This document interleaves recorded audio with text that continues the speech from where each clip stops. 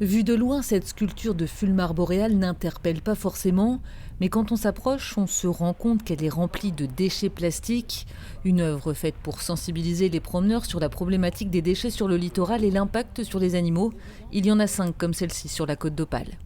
L'idée, c'est en fait de les remplir en partie avec les déchets qui causent leur mort. C'est-à-dire que là, le fulmar boréal, par exemple, va ingérer des petits morceaux de plastique qu'il trouve dans la mer, pensant que c'est de la nourriture, parce qu'en fait, ça dégage la même odeur finalement que leur proie. Et donc, il va les ingérer et les donner à ses poussins, ou alors ça peut causer des occlusions intestinales sur eux-mêmes, en fait.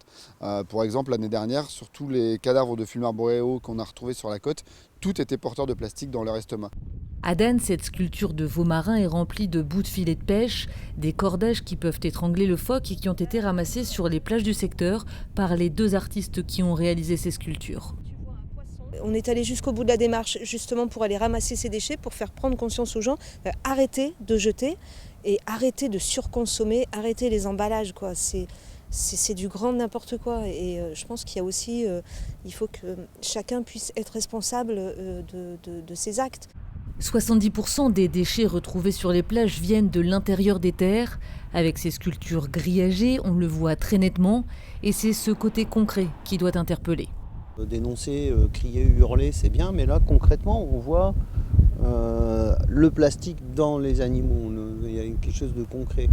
Les sculptures sont visibles jusque mi-septembre, mais Eden 62 réfléchit à de nouveaux emplacements pour qu'elles puissent être installées de façon plus pérenne.